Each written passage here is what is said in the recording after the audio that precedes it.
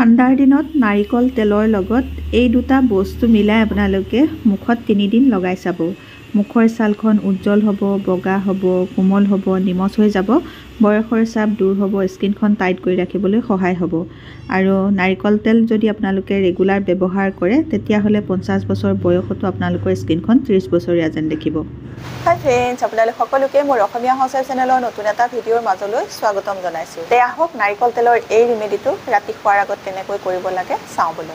নাৰিকল তেলৰ এই ৰিমেডিটো দেখুৱাৰ আগতে আপোনালোকলৈ এটা ৰিকুৱেষ্ট আছিলে, আপোনালোকে যদি মোৰ এই ৰিমেডিটো ভাল পায় তেতিয়াহ'লে মোৰ ভিডিঅ'টোত এটা লাইক কৰি দিব, মোৰ চেনেলটো ছাবস্ক্ৰাইব কৰি ল'ব, ওচৰতে থকা বেল আইকনটো আপোনালোকে প্ৰেছ কৰি দিব।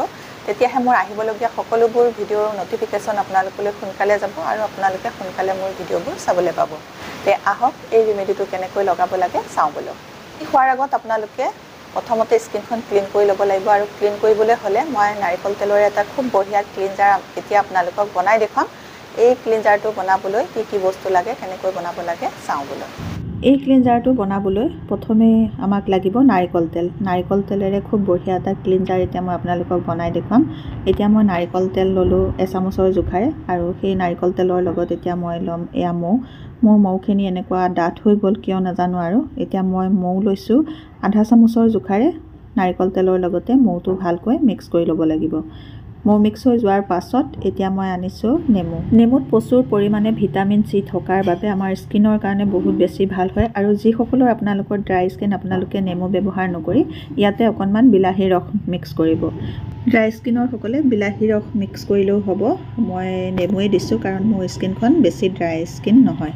এতিয়া মই নেমু ৰস মিলাইছোঁ ইয়াত আধা চামুচৰ জোখাৰে। নেমু ৰসখিনি ভালকৈ নাৰিকল তেল আৰু মৌৰ লগত এয়া মিক্স কৰি লৈছোঁ। ঠাণ্ডাৰ দিনত আপোনালোকে মুখখন চাফা কৰিবৰ কাৰণে বা ক্লিন কৰিবৰ কাৰণে আপোনালোকে এইদৰে এটা খুব বঢ়িয়া ক্লিনজাৰ তৈয়াৰ কৰি ল'ব আৰু আপোনালোকে ফেচ ৱাছ কমকৈ ব্যৱহাৰ কৰিব। এই ক্লিনজাৰটো কেনেকৈ ব্যৱহাৰ কৰিব চাওঁ বোলো। এতিয়া তৈয়াৰ হৈ গ'ল এটা খুব বঢ়িয়া নাৰিকল তেলৰ ক্লিনজাৰ। এই ক্লিনজাৰটোৱে আপোনালোকে যদি আপোনালোকৰ স্কিনখন চাফা কৰে তেতিয়াহ'লে আপোনালোকৰ স্কিনখন চাফাও হ'ব আৰু লগতে আপোনালোকৰ স্কিনখন ড্ৰাইও নহ'ব, স্কিনখনৰ উজ্জ্বলতাও বাঢ়িব আৰু স্কিনখন টাইট হৈ থাকিবলৈও সহায় হ'ব। এতিয়া মই আনিছোঁ এটুকুৰা কটন। এই কটন টুকুৰা ইয়াতে তিয়াই লৈ মুখখনত চাৰ্কুলাৰ মোচনত মাছাজ কৰি কৰি ক্লিন কৰি ল'ম। এই ক্লিনজাৰটো এনেকৈ মুখত লগাই আপোনালোকে 5 মিনিট মাছাজ কৰিব। এই ৰিমেডিটো বনাই আপোনালোকে যদি স্কিনখন 5 মিনিট মাছাজ কৰে তেতিয়াহ'লে আপোনালোকৰ স্কিনখনত ব্লাড চাৰ্কুলেশ্যনো হ'ব আৰু লগতে স্কিনখনত থকা যিবোৰ লেতেৰা ধূলি বালি পলিউশ্যন সেইবোৰো চাফা হৈ যাব। ঠাণ্ডাৰ দিনত আপোনালোকে ফেচ ৱাছ ব্যৱহাৰ নকৰি এনেকৈ খুব বঢ়িয়া এটা নাৰিকল তেলৰ ক্লিনজাৰ বনাই ল'ব, লৈ পেলাই আপোনালোকে স্কিনখন চাফা কৰিব। মই ঠাণ্ডাৰ দিনেই হওক বা গৰম দিনেই হওক যিকোনো ছিজনতে ফেচ ৱাছ খুব কমেই ব্যৱহাৰ কৰোঁ। মই এনেকৈ ঘৰুৱা ক্লিনজাৰে ব্যৱহাৰ কৰি স্কিনখন চাফা কৰোঁ। স্কিনখন চাফা কৰিবৰ কাৰণে আপোনালোকে যদি ৰেগুলাৰ ফেচ ৱাছ ব্যৱহাৰ কৰে তেতিয়াহ'লে আপোনালোকৰ স্কিনখন কম বয়সতে একেবাৰে ডেমেজ হৈ যাব আৰু আপোনালোকৰ স্কিনখনত সোনকালে বয়সৰ চাপ পৰিব। এতিয়া এই ঘৰুৱা ক্লিনজাৰটোৱে খুব ভালকৈ মুখখন 5 মিনিট মাছাজ কৰি কৰি মই চাফা কৰি ল'লোঁ। ইয়াৰ পাছত মই এখন কোমল টাৱেল কুহুমীয়া গৰম পানীত তিয়াই ল'লোঁ। তিয়াই লোৱাৰ পাছত মুখখন এনেকৈ মচি পেলাম। 5 মিনিট মাছাজ কৰি কৰি স্কিনখন ক্লিন কৰি লোৱাৰ পাছত এখন এনেকৈ কোমল টাৱেলেৰে আপোনালোকেও মুখখন মচি ল'ব। এইদৰে আপোনালোকে ক্লিন কৰি চাব। ক্লিন কৰাৰ পাছত আপোনালোকৰ স্কিনখন চুই খুব নিমজ লাগিব, ছফ্ট যেন লাগিব। এতিয়া মুখখন মই মচি ল'লোঁ। মচি লোৱাৰ পাছত মই এতিয়া কুহুমীয়া পানীৰে আকৌ এবাৰ ভালকৈ মুখখন ধুই ল'ম। মুখখন ধুই লোৱাৰ পাছত আপোনালোকক মই ৰাতি শোৱাৰ আগত মুখত লগাবৰ বাবে নাৰিকল তেলৰ খুব বঢ়িয়া এটা ৰিমেডি বনাই দেখুৱাম। এতিয়া মই মুখখন ধুই ল'লোঁ। এতিয়া মই আপোনালোকক নাৰিকল তেলৰ ৰিমেডিটো বনাই দেখুৱাম চাওঁ বোলো। ৰাতি শোৱাৰ আগত আপোনালোকে মুখত লগাই শুবৰ বাবে এতিয়া মই আপোনালোকক খুব বঢ়িয়া এটা নাৰিকল তেলৰ ৰিমেডি বনাই দেখুৱাম। তাৰ কাৰণে প্ৰথমেই লাগিব মোক নাৰিকল তেল আৰু এতিয়া মই নাৰিকল তেল এয়া এচামুচৰ জোখাৰে লৈছোঁ। এচামুচ নাৰিকল তেলৰ লগত এতিয়া মই মিক্স কৰিম এয়া গোলাপ জল।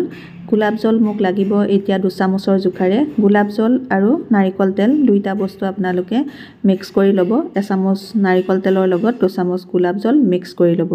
মিক্স হৈ যোৱাৰ পাছত আপোনালোকে ইয়াৰ লগতে এটা খুব বঢ়িয়া বস্তু মিক্স কৰিব লাগিব। সেই বস্তুটো হৈছে কমলাৰ বাকলিৰ গুড়া।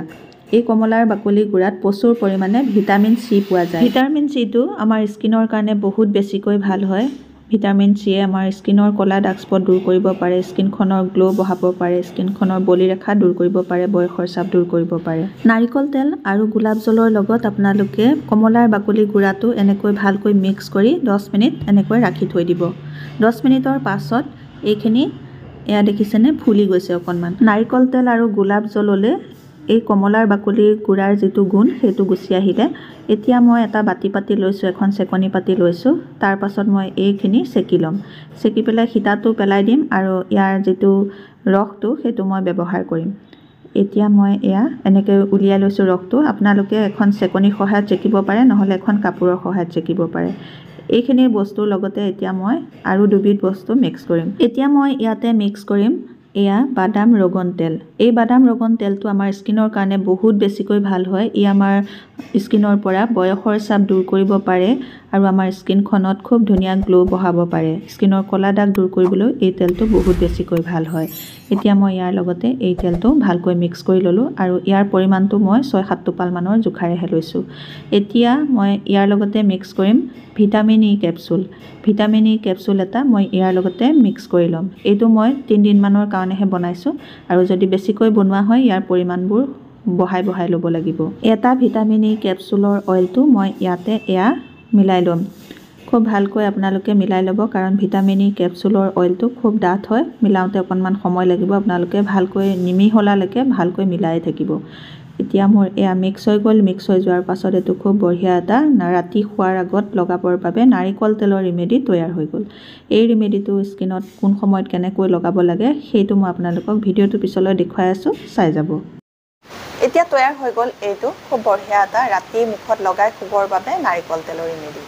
এইটো এতিয়া আপোনালোকে কেনেধৰণে মুখত লগাব লাগে সেইটো মই আপোনালোকক দেখুৱাই দিছোঁ।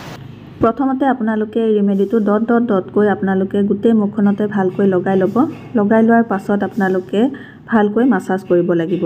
এনেকৈ এই ৰিমেডিটো লগাই লোৱাৰ পাছত যদি আপোনালোকে মুখখন মাছাজ কৰি দিয়ে তেতিয়াহ'লে আপোনালোকৰ মুখতে এই ৰিমেডিটো ভালকৈ এবজৰ্ব হৈ যাব। মুখত লগাই লোৱাৰ পাছত আপোনালোকে 3 মিনিট এনেকৈ চাৰ্কুলাৰ মচনত মুখখন ভালকৈ মাছাজ কৰি দিব। এই ৰিমেডিটোৱে আপোনালোকৰ স্কিনত থকা ক'লা ডাৰ্ক স্পট দূৰ কৰিব, স্কিনখনৰ ড্ৰাইনেছ দূৰ কৰিব, স্কিনখনত যদি বয়সৰ চাপ সোনকালে পৰিছে সেইবোৰ দূৰ কৰাতো সহায় কৰিব। যদি আপোনালোকৰ চকুৰ কাষত ডাৰ্ক চাৰ্কুলৰ সমস্যা আছে সেই ডাৰ্ক চাৰ্কুল সোনকালে দূৰ হোৱাত সহায় হ'ব। এনেকৈ 3 মিনিট মাছাজ কৰাৰ পাছত আপোনালোকে মুখখন ধুই নিদিব, এনেকৈ ৰাতি শুই থাকিব। ৰাতিপুৱা উঠি দেখিব আপোনালোকৰ স্কিনখন খুব ধুনীয়াকৈ উজ্জ্বল হৈ আছে। এই ৰিমেডিটো যদি ৰেগুলাৰ আপোনালোকে ৰাতি শোৱাৰ আগত এইদৰে ব্যৱহাৰ কৰে তেতিয়াহ'লে আপোনালোকৰ মুখত থকা ক'লা দাগো দূৰ হ'ব, বয়সৰ চাপো দূৰ হ'ব, স্কিনখন নিমজ হ'ব আৰু উজ্জ্বল হৈ যাব। আজিৰ এই ভিডিঅ'টোত মই আপোনালোকক নাৰিকল তেলৰ খুব বঢ়িয়া এটা ৰিমেডি দেখুৱালোঁ। এই ৰিমেডিটো আপোনালোকে ৰেগুলাৰ ব্যৱহাৰ কৰিব পাৰিব আৰু ৰেগুলাৰ ব্যৱহাৰ কৰি চাব আপোনালোকৰ এই সমস্যাখিনি যদি আছে সোনকালে দূৰ হ'ব। আজিৰ এই ৰিমেডিটো আপোনালোকে নিশ্চয় ভাল পাইছে। যদি ভাল পাইছে তেতিয়াহ'লে মোৰ ভিডিঅ'টোত এটা লাইক কৰি দিব, মোৰ চেনেলটো ছাবস্ক্ৰাইব কৰি এই ভিডিঅ'টো আপোনালোকৰ ফ্ৰেণ্ডৰ লগতো শ্বেয়াৰ কৰি দিব। নতুন এটা ভিডিঅ'ৰ সৈতে, নতুন এটা বেলেগ টিপছৰ সৈতে আপোনালোকৰ মাজলৈ আকৌ আহিম। তেতিয়ালৈকে নমস্কাৰ, আজিলৈ আহোঁ।